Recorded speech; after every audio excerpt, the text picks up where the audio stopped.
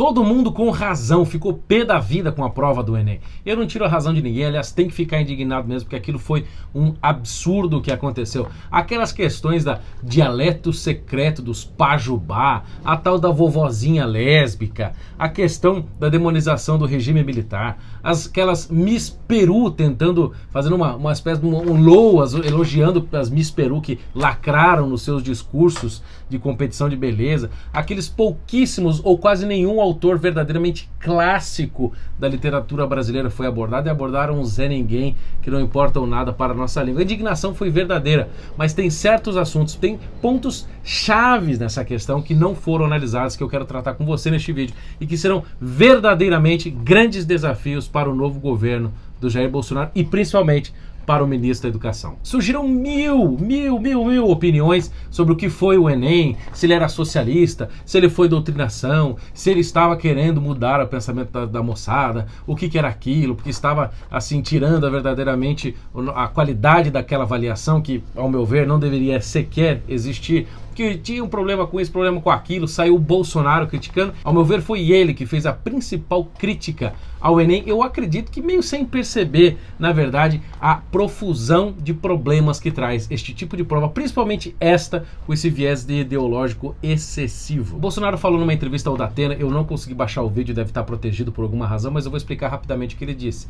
Ele falou que aquelas questões, principalmente sobre pajubá, o dialeto secreto dos travestis, etc., que isso aí poderá induzir no futuro a moçada a querer saber e se envolver com isso. Só que não é bem assim, mas é verdade o que ele disse. Mas em primeiro lugar, antes de falar sobre a crítica do Bolsonaro a essas questões malucas, idiotas que foram postas no Enem, a gente precisa entender o que é de fato o Enem. Ele foi criado em 1998, ainda no governo FHC, para fazer uma espécie de avaliação dos estudantes do ensino médio. E foi só em 2009 que o Enem ganhou essa nova função de ser uma espécie de substituto do vestibular, que você possa entrar numa faculdade apenas com a nota do Enem, ou até participar de programas tipo FIES ou ProUni, etc. Só que uma vez que o Enem ganhou a proporção que ganhou nacionalmente, a repercussão pública que ganhou, o que acontece? Porque ele serve tanto de avaliação da qualidade dos alunos de ensino médio, como também esta ponte para entrar nas instituições de ensino superior. E o que é que então as escolas, principalmente de ensino médio,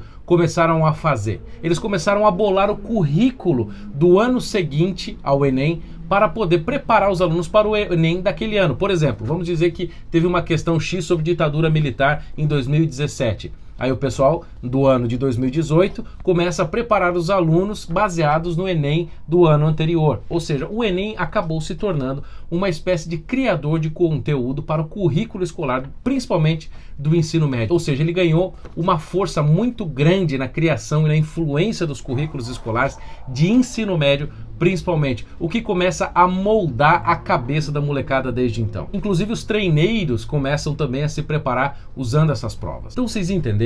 O que é a petistada que está lá no MEC, que está no INEP, que é quem faz a prova do Enem, preparou? Eles não sabiam qual seria o resultado da eleição, mas eles já queriam se preparar. Isso é uma leitura que não é nem um pouco impossível, aliás, é bem provável.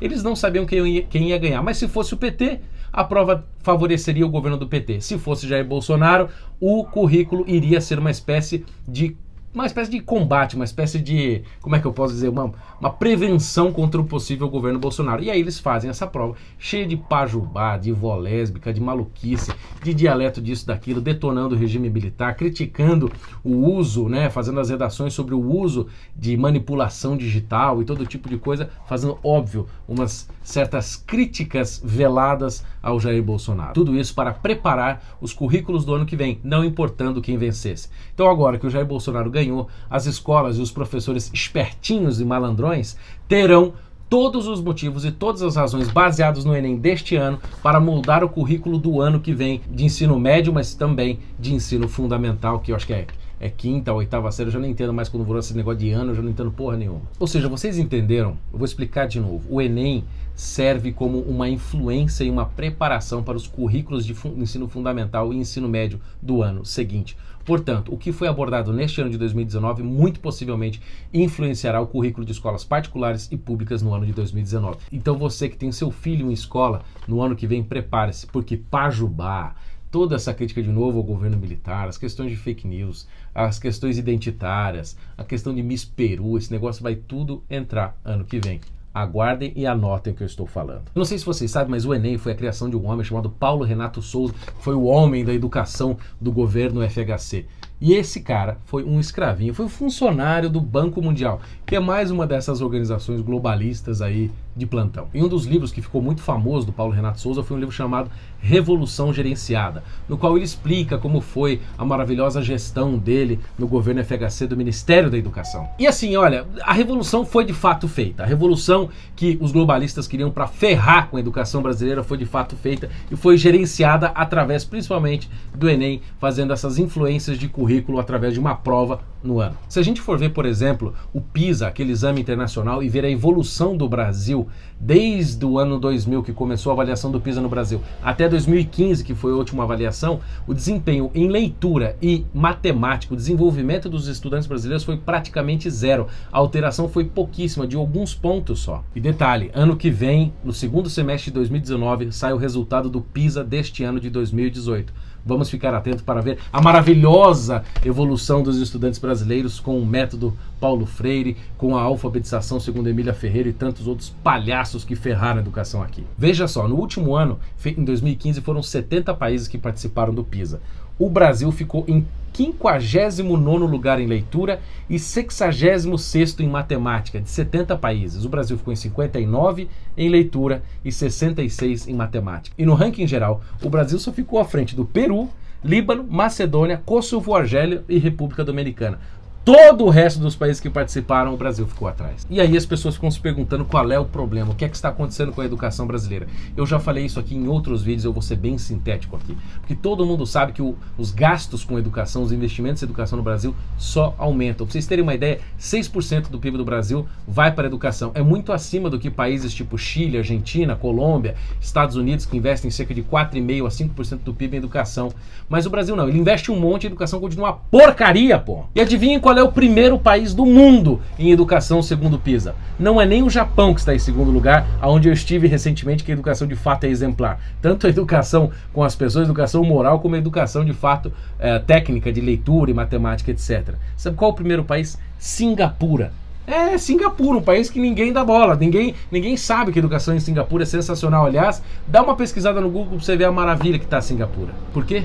Porque Singapura fez uma opção de colocar métodos corretos que funcionam e já foram testados na sua educação. E aí, é óbvio que ela está em primeiro lugar, superando todos os outros países. E o que foi de fato que mudou a coisa, eu repito, foi o método de ensino, principalmente de alfabetização. Então este deve ser o foco. Primeiro, método de alfabetização e de ensino que funciona, que já foi testado, não essas maluquices aplicadas no Brasil. E a outra coisa que é ressaltada também pelo professor Olavo de Carvalho é diversificação de escolas, autonomia e independência de currículo. Se quiser ter uma escola espírita com currículo espírita, que tenha. Se quiser ter uma escola do capeta, que tenha. Escola católica, escola protestante, escola ateia, escola petista, deixa ter. O mercado seleciona e as pessoas vão colocando os seus filhos nas melhores, se quiserem. E aí, quem quiser participar daquela escola e pagar aquele ensino, que pague. E o governo vai auxiliar as pessoas que não têm dinheiro a colocar nas escolas com um método apropriado. A BNCC, que é a Base Nacional Comum Curricular, que eu já combati, já fiz vídeos, a gente detonou aqui no canal a BNCC,